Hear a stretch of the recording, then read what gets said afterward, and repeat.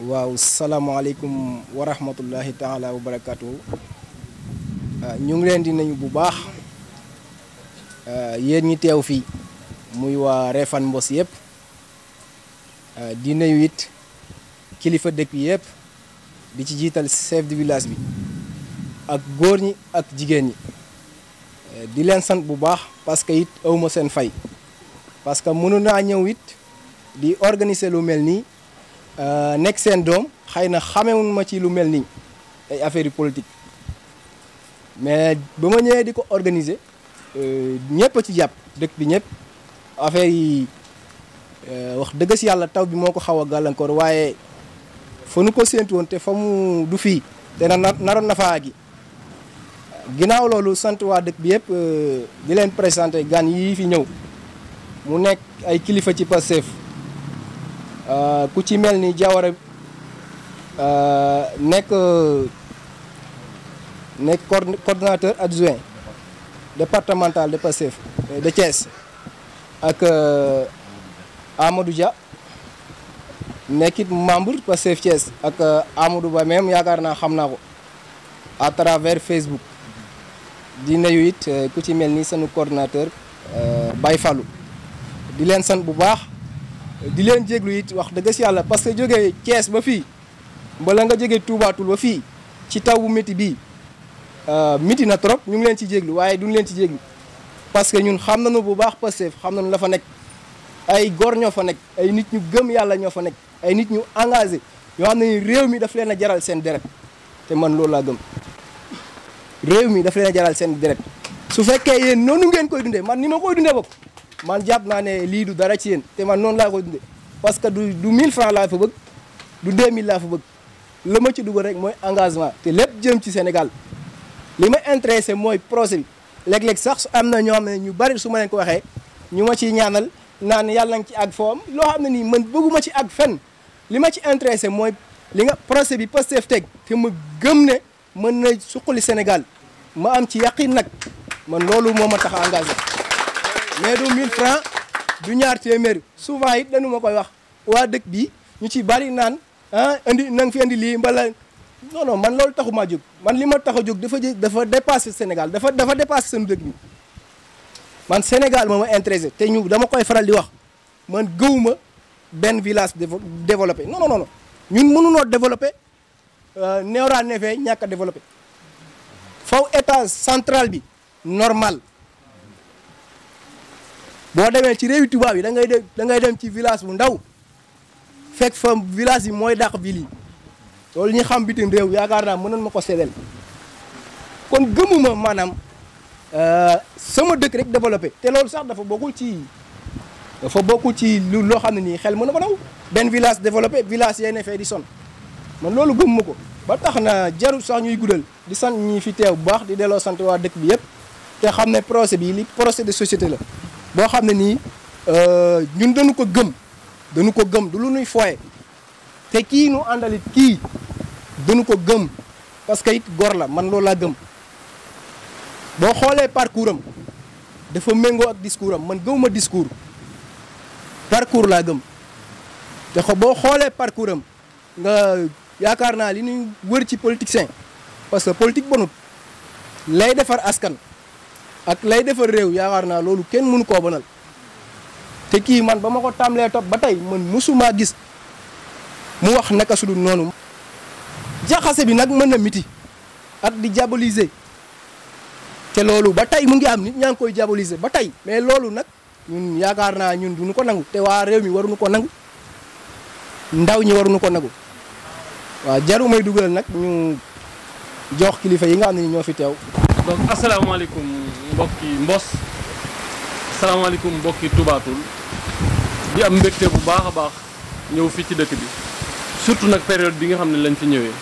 muy taw généralement bu tawee nit ñi ku nekk da daan fatu mais ñu gis fi détermination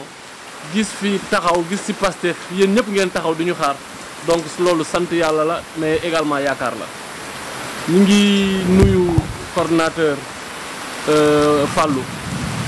di leen jottali nuyoo coordonnateur départemental Birame Souleye ñun ñëpp ñoo waroon ñëwandoo délégation bu waroon rëy la mais boo xoolee tey ak ginnaaw julli gi c'est pas évident mais buñ sañoon ñun ñëpp dañuy ñëw te yaakaar naa ni yoon yemul ci benn. Pastef nag boo fi ñëwee ngay wax Pastef ñi ngay waxal ñoo la gën a xam Pastef parce que seen lu mu wax léegi ku xam Pastef la ku yàgg suivre Pastef la ku xam leaderu Pastef yi la may faral di wax ne Pastef nekkatul lu ñuy présenter nit mais c'est un projet de société comme il l'a dit bu nga xam ne partout soo demee tey ci Sénégal nit ñi ñu ngi leen di déglu parti la bu nga xam ne dafay ñëw en rupture par rapport ak li fi nekkoon nag mooy lan ay gars yoo xam ne ñoo doon ànd nekk ci benn parti yor nguur jékki-jékki jubóowuñu ku ci nekk tas daal di dem sa yoon amoon loo comp def sa biir poos nga créer sa parti toujours ñu koy doxalee noonu. dafa juddoo ci askan wi ay ndaw pour la plupart du temps juddulu ko mu nekk parti de rupture de prise de conscience mais également parti boo xam ne day déglu également askan wi lu bëree bëri te li leen ñor mooy lan non seulement ñu yeewi askan wi mais également ñu yeewi Afrique ba yëpp parce que ñun defaruñu suñu bopp rek comme parti boo xam ne Sénégal la yem mais parti bu nga xam ne parti panafricaniste la bu nga xam ne der nit ku ñuul ci boppam lañ bëgg a fexe mu xam fullaam xam gëddam ba nga xam ne situation yi nga xam ne moom lañ nekk situation yi ñu génn ci bu ngeen xoolee tey difficulté yi ñu am pour ñëw fii daf leen di wan rek ne suñu leaders yi liggéeyuñu on a énormément de difficultés pour yegg si fii pourquoi te pourtant fenn sorewu fi mais enclavement dina tax ñu nga xam ne benn zone la ñuy nekk di fa liggéey mais la fay ñoree sax pour ñu génne ko day jafe te loolu lu ko indi mooy ñàkk vision mais ñàkk priorité également moo koy indi alors que boo amee priorité bu baax am vision bu baax askan wi fu mu mënti nekk lay wàllam ci réew mi dina ko fa fekk. vous l'avez bien dit ñëwuñu pour dik kenn lenn ñëwuñu également pour di wax ne nañ defar tel village nañ defar tel mais dañuy ñëw fexe non seulement ñu suqali Sénégal ñu fexe Sénégal tegu fu nga xam ne day dem yoonam mais Sénégal donc mënul def loolu moom kese mais dañuy fexe ba Afrique ci boppam demandoo te loolu bis bu ñu ko amee dinañ ñu dégg fu nekk dinañ dégg également Sénégal fu nekk di rafetlu présence su jeunesse bi fii di wax ne tey boo jëlee suñu population ñi ci ëpp ay ndaw lañ te le changement ci ndaw yi lañ koy xaar et bu njëkk dañ daan wax naan lu waay mën di liggéey rek mën nga gagner ville yi mais boo demee ci àll bi généralement foofu lay affaire di sooxe man li ma gis fii tey daf may gën a jox ngëm-ngëm le contraire moo di ne la révolution va commencer à partir des villages te mbos mi wane na ko tey village boo dem kenn ëpp leen ay intellectuels ils sont partout ils ont voyagé ils ont été partout lépp lu baax xam nañ ko lépp luy yoon xam nañ ko ñoom ñoo war a jël seen responsabilité mbos tubaatul ak feneen kenn du leen ko defal doomi réew mooy tabax réew li am solo mooy yéen ñi dëkk mbos ngeen dugg takk seen i daal def néeg par néeg kër ak kër waxtaan ak nit ñi ubbi leen seen i bët parce que nit ñi xam na bëgg nañ lu baax xam nañ lu baax des fois nag peut-être kaddu gi moo dul yegsi mais ñu présenté leen lii di projet société bu Ousmane Sonko projet société yoo xam ne ay jeunes la ñoo ànd ak moom nekk ay nawle ñu fexe Sénégal changé. Nous avons une autre chance boo xoolee de 60 ans maintenant Sénégal dafa def ay accidents yu bëree bëri muy gën a métti ci ñun mais amaat nag beneen chance muy la chance de 2024. 2024 il faudrait que muy góor muy jigéen muy xale muy mag ñëpp ku ci nekk def ko say fi bopp parce que ñii nekk fi boobu ak léegi ñu jël askan wi en otage suñ ci jógul dina gën a metti ci ñun ku ci nekk da ngay jàpp ne Pastef yow la xaaruma Fallou woo ma xaaruma Amadou Ba ñëw fi xaaruma benn leader ñëw fi mais man dama jàpp ne Sénégal bu baaxee man la baaxal mais bu bonee également mën naa koy yëg donc du ma ci xaar kenn damay dugg sama yaay suma papa jigéen ñi mag ñi ñëpp ñu convaincre leen tey jii boo demee ci dëkk bi foo ci dem ñi ngi joxe ay bourse familiale ñu ci bëri loolu lañ leen di naxee nee naa leen bourse familiale 25000 francs la alors que bu ñu fexe woon kër gu nekk benn emploi di fa juddu buy am 100000 francs sax c'est 2 fois les bourses familiales gor kenn du ko jox li muy dundee mais dañ koy won yoon muy jaar pour mën cee génn il faudrait que mu am rupture te rupture bi ñun gëm nañ ni ci àll bi lay tàmbalee. dëkk boo fi gis mu développé mooy dafa am autosuffisance ci li muy dundee nit ki mënul jàpp ne man libre naa te la muy dundee moom amalu ko boppam. àll bi tey buñ leen dimbalee ba nga xam ne dinañ mën a bayal seen bopp tey bay lu doy mais di bay noor di bay nawet mais également ñu mën loolu ñu transformer ko je pense que la révolution li muy tàmbalee mooy nit ñi dañuy jóge ci taax yi daw di ñibbisiwaat seen yi dëkk te loolu moom mooy yoon. dëkk tubaab yi tey bu ñu demee ba leen koy wax seen agriculture moo ko développé ñun nag il faudrait que ñu gëmaat suñu bopp delluwaat suñuy dëkk développé dëkk ya waxtaan ak nit ñi yee leen ba nga xam ne benn politicien dootul ñëw di la nax ñun de digguñu kenn lenn li ñuy wax mooy on fait l'éveil des consciences dañuy wax nit ñi ñu xoolaat nit ñi ñu saytuwaat mais nit ñi ñu xeerlu bàyyi xel Ousmane Sonko ba mu fi ñëwee ba léegi 2014 ba léegi lu mu fi mën a wax lépp lu ñuy wax Ousmane Sonko pourtant waxoon na ko kii waxoon na ko sànq duural nañ ko sosal nañ ko waxal nañ ko lu ne waaye lam fi waxoon yëpp boobu ak léegi dañ naan ah pourtant Ousmane Sonko waxoon na ko nit nag bu fekkee li ngay wax dañ ciy xalaat ëllëg bu boobaa la ngay wax di nga ko teg ci yoon ñun jàpp nañ ni politique ak jaamu yàlla benn la amul rupture parce que li ngay def tey ëllëg dañ dinañ la ko laaj c'est pas pour rien que les gens ñu bàyyi seen lépp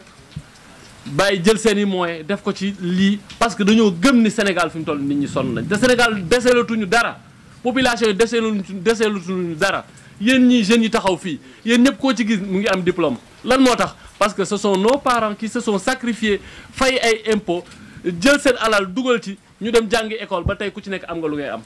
loolu nag pour ñu delloo leen mbir mi mooy lan mooy il faudrait que ñu wàcc sur le terrain mbir mi lu nekk ci réseaux sociaux yi di saagante nekk ci réseaux sociaux yi di wax lu ñor ak lu ñorul li am solo mooy wàcc dem dans les villages dem dans les villes waxtaan ak jaaykatu gerte caaf bi waxtaan ak baykat bi waxtaan ak jeunes yi waxtaan ak militaire bi waxtaan ak ñëpp ba ku ci nekk jël sa responsabilité ci Sénégal parce que foofu lañ toll wasalaam. waaw asalaamaaleykum waa mbokku Mbos man la seen mbokk Amadou Ba bokk ci coordination départementale bu Thiès maa ngi leen di nuyu yéen ñëpp di leen ziar di nuyu mbokk mi ñu dalal di la wax ni wax dëgg yàlla sa liggéey bi rafet na ndax conditions yu metti yi nga réunir autant de monde lii boo amul xam-xamit am nga may bu rëy pour nga mën a réunir nit ñu bëri ñi wax dëgg yàlla di remercier monsieur Fallou mii nga xam ni moo ñu indi wax dëgg yàlla coordonnateur mu descendre à la base fekk leen dans les conditions yi nga xam ni ci la ñuy tenir meeting bi donc moom tamit vraiment ñu ngi koy jaajëfal di rafetlu liggéeyam. waaw man li ma ci bëggoon a wax vraiment mbokk mi ñu dalal li mu fi wax dafa am solo te dafa tëj wax ji nee na moom dafa gëm un projet de société boo xam ni dafa dépasser village am xeexul pour village loolu am solo la. parce que bu village bi amoon lépp te amoo tali boo fi génne amul njariñ donc wax na lu am solo mais man bi ma ñëwee très sincèrement bi ñuy yegg si jàpp ñu ne woon dinañ fi fekk lii jàpp ñu ne woon aussi li gën a am solo mooy ay ndaw dinañ leen fi fekk moo tax c'est très important man nar mu woon a sax jël la parole parce que en fait àddina moo xaw a doy waar dañoo nekk ci feebar mbas bu ñuy wax Covid-19 ñu ne Covid-19 boo demee États-Unis kii bi rapport bi mujjee génn dafa ni dañuy dugg en récession maanaam Amérique nga xam ne mooy réew mi gën a mag dafay nar a dugg na ci ay problème pays européen France Allemagne dëkk yëpp ñu ngi ci ay problème mais ñu ne lan mooy chance u Covid-19 mooy tey yéen ñii nekk fii nekk ay ndaw ñun ñii ñëpp ay jeunes am na dëkk tubaab bi bu ñu jotoon ñun ñooy jamaa ñun ñooy oram parce que ñun ñooy ndaw ndax Covid-19 du ay machine ñoo koy faj du ay mën docteur wala dara yàlla dafa def ci baaxam mu wan dëkk tubaab yooyu ni leen ñi ngeen yàgg a noot ñoo leen ëpp ndaw comme que ñoo leen ëpp ndaw nag yéen seen machines yi ak matériel bi yëpp mënoo leen a remplacer nit ñii ndekete ñii ñooy doole ñooy alal mooy xale yu ndaw yii ñun ñii léegi nag bu ñu yàlla nattoo ñu am nguur yoo xam ni ñoom gisuñu ci ñun lu dul ay problème au lieu ñu jël ndaw ñi def leen or wala jamaa former leen tàggat leen ñu bëgg a toog bàyyi ndaw nga jàng ba pare ñu jox la ñaari option li may wax bis bu ne ni la boo bëggee dee ñaari dee nga am ou bien da ngay dem immigré nga jéggi ndox mi daal di lab dee wala nga jël risque jël Jakarta di ko dawal dajeek ak camion dee mais ñu ne président mu ne la nekkuma fi politique ministre de la jeunesse boo tuddoon turam fii kenn xamul nan la tudd kan mooy ministre de la jeunesse donc alors que boo ñëwee fii ba xool àll bi mais tu te dis c'est pas normal gis nga bu doon France lañ nekk man xam naa ci dara sincèrement fii amul kenn ci yéen koo xam ni amul compte pour am kër 25 ans waroo koo am 25 ans mooy âge bi nga xam ni da ngaa war a commencer am salaire ci Europe ak Occident fii nag da ngay am 30 ans bëgg nga liggéey mën nga mais mënoo parce que amoo parce que dañoo tënk yii nag kan moo ko fi mën a jële mooy ñu nit ñu conscient d'une chose gis nga bu ñu nekkee ak ay ndaw dañuy waxtaan dëgg gis nga dafa am li ñu feebar bi wan bi ñu tëjee que ni bu ñu jógul suñu bopp après 2024 feebar bii lim ñu wan mooy ku départul dootoo départ wan na ni ñu am na lu nekkoon Sénégal ay caaxaan ñu bari la kenn waxul ni mbër làmb baaxul kenn waxul ni nawetaan baaxul mais ndekete bu ñu amatee problème loolu dañ koy teg fee ce qui veut dire que ni il faut à partir d'aujourd'hui ñu xam ni réew mi am po mënu koo yor ñun ndaw yi képp ku jàpp ni football nawetaan mooy li ñu gouvernement bi wax da ngeen di fecc di way jël làmb sax nga xam ni cosaan la woon ñu yàq ko li ngeen dégg ndengleer dina am fii ndax suuf saa ngi nii daara kenn bay ko lu dul nawet kenn du ko bay loolu moo war a jeex ci Sénégal lan moo tax nawet ñuy bay suuf te boo wàqee fii 20 mètres di nga am ndox donc il est temps ñun tamit ñu conscient d'une chose que ni yéen ñi nekk ci àll bii Macky Sall amul seen projet bu leen ko yaakaar fenn bu kenn ci yéen yaakaar ne dina fi tabax kër mu yomb ko loolu loo xam ne ay waajuram dinañ ko fekk ci ndaw ñun ñii parce que amul projet pour jeunes yi il est temps nag jeune bu nekk nga conscient ci loolu nga xam ni mënoo ni Ousmane Sonko mooy régler problème mënul nekk fii ku nekk yaay régler problème bi xam nga noo koy régler nga jóg xam ni ñii fi nekk dañ ñuy fowe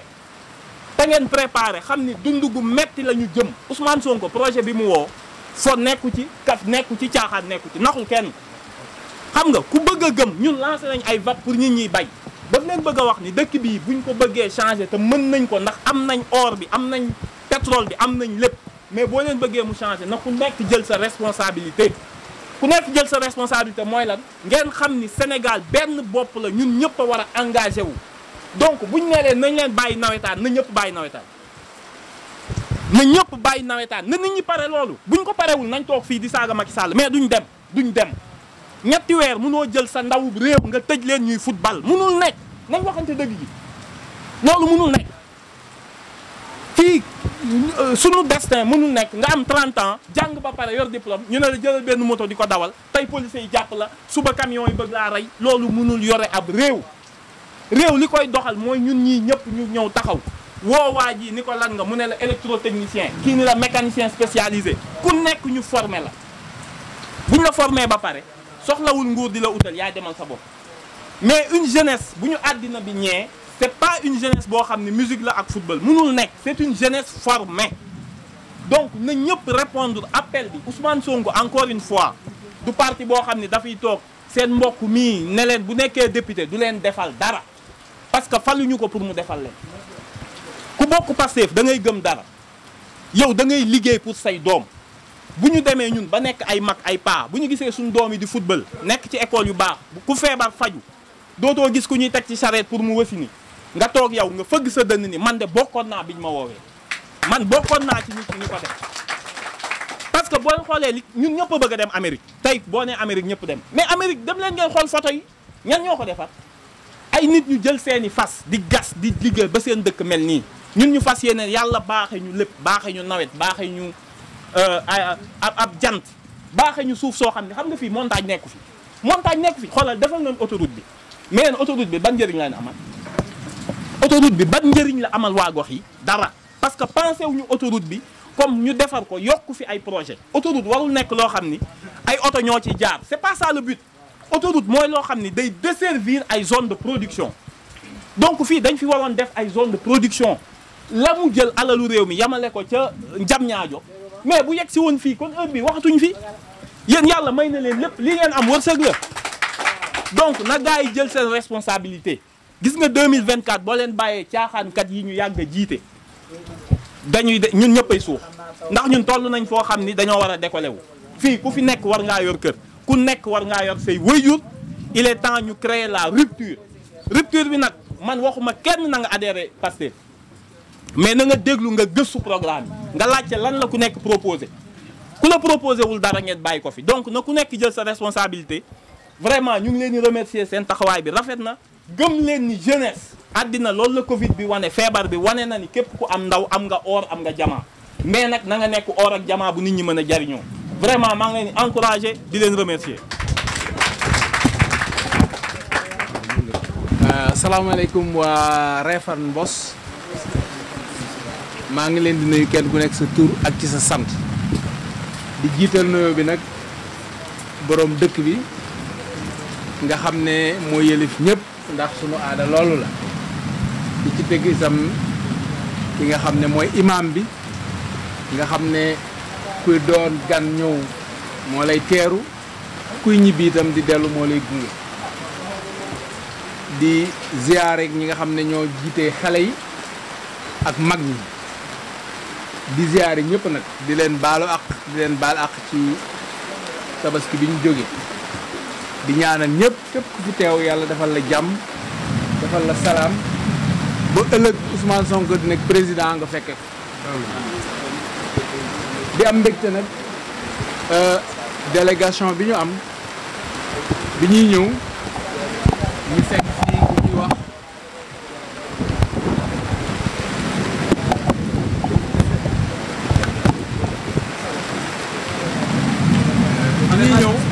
ñu fekk fi ay responsable yoo xam ne vraiment duñ leen yàgg fekk ci terrain bi ñu doon ay jàmbaar ku mel ni suñu doyen ba laay njëkkee nga xam ne technicien de santé la bokk nañ defandoo ay séminaire mu doon jàmbaar ak ñu bëri fii ñoo xam ne xame naa leen ak sunu mbër mi Thiely nga xam ne ci suñu produit la bokk Thiely anamu mu ngi nii moom Dakar Plateau la nekk ci ñu jëkk a bëri ci sama génération la bokk en 2010 ba tey jii mu nekk ci espoir yi Dakar kon loolu aussi am naa mbégte parce que loolu participation la boo xam ne def naa ko ci tun wi te ñëpp mënuñ ko seede kon su ma ñëwee fekk li dina rafet ma nuyu ko ziyaare ko bi may ñëw itam ànd naa ak ñaari responsable yoo xam ne lu ci ñett ma jóge ci Modou Diouf mu nekk responsable bu Kër Thiaf ñuy ànd ci liggéey bi ak Mamadou Dieng nekk professeur électrotechnique lycée Richard Toll la nekk professeur la ak Modou Tine nekk aussi nag responsable Ndiéfoul d'ailleurs élection yi passé moo gën a score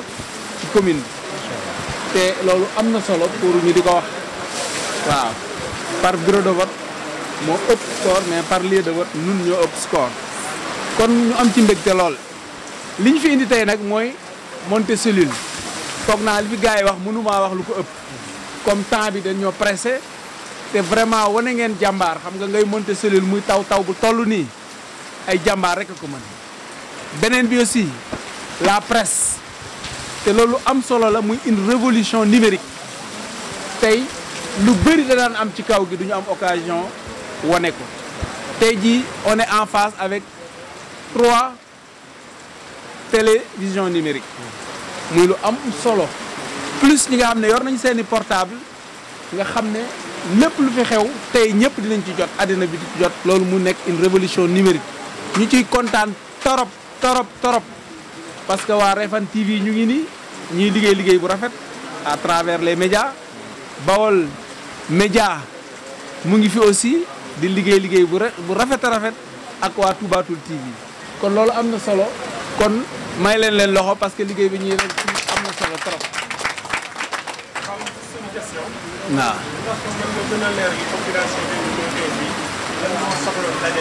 ak seen def bi Ousmane Sonko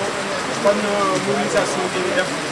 ba def élection 2024 mu mën a def li nga xam ne mooy yóbbu ci Sénégal nañ gën a doxalee seen mobilisation en tant que ñi nga xam ne nekk ci Pastef. waaw li may njëkkee rek mooy monter cellules yi mooy base u lépp parce que mbéy sa woyu tànk te balaa nga ne naam nekk fa parti yu bëri tax ñu am problème mooy bu ñuy commencé dañuy commencé au sommet jëm vers la base ñun nag bëgguñu def loolu dañu bëgg commencer à la base vers le sommet te Ousmane Sonko comme niñ ko waxee mu ngi jël politique am yëpp ci un programme de développement communautaire un programme de développement boo xam ne bàyyiwul kenn en rade basé surtout sur la jeunesse te loolu lu am solo la basé aussi sur le produit intérieur bi nga xam ne c'est produit par l'agriculture surtout boo xoolee les VAP loolu mooy li nga xam ne nun ci loolu la ñuy sukkandiku d'abord la jeunesse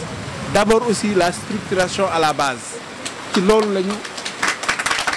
ñu sukkandiku pour jël réew mi te comme ni nga ko waxee aussi am nañu chance man ku ma xam nga ma ne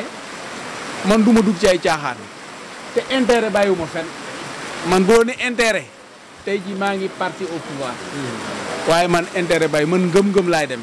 ngëm-ngëm moo tax ma ànd ak ñi kon na ngeen xam loolu li ñu fi indi nag tey mooy monter cellule yi bu paree am na luy njëkk a ñëw avant élection présidentielle muy élection locale ndax gis ngeen ki nga xam ne moo fi nekk maire Touba Toul gis ngeen taxawaayam day def ku man am ndey ak ku ma amul ndey seet village yu muy dimbali ak yu mu dul dimbali bu ngeen xoolee wane na téléem partout téléem wane na ko partout sur tous les plans kon li ñuy njëkk a def mooy au niveau local ñu jële fi maire bi présidentiel yi ñu fal Ousmane Sonko kon nag ñu jublu kon ci li nga xam ne moo ñu fi indi parce que temps bi xat na trop temps bi xat na. élection locale. non xam nga ñun du caageen ma jiitu moo ñu intéressé li ñu jiitu mooy développement réew mi même bu fekkoon ne dañuy am ñoo xam ne dañuy ànd ak ñoom ñu leer ñi ñoo ñu gën a compétent dinañ leen bàyyi ñu jiitu parce que ñun compétence rek lañu moo ñu soxal ay maay jiitu maay nekk maire man loolu intéressé wu parce que man li ma am di ko dund moo dàq maire li ma am di ko dund moo dàq maire moo dàq député te loolu nag du ma ànd ak ay xale yoo xam ne xale yu am xam-xam lañu di wax loo xam ne dañuy décourager te ñoom l'avenir leur appartient. mais c'est juste parce que war na mën a am leader boo xam ne day samp mu dem ci élection locale pour jël commune. man li ma la wax leer na li nga xam ne ñëwagul eggaguñu fa ñu ngi monter suñuy cellule bés buñ ci eggee dinañ la tontu boo xam ne ñëpp dinañ xam ne bii tontu bu cohérent la. waaw kon ñu dem ci installation cellule yi xam ne nag loolu c'est la priorité kon Ablaye ñu def ko nag mu gaaw parce que am na solo lool te comme ñi nag Thiès la ñu demaat te guddi na.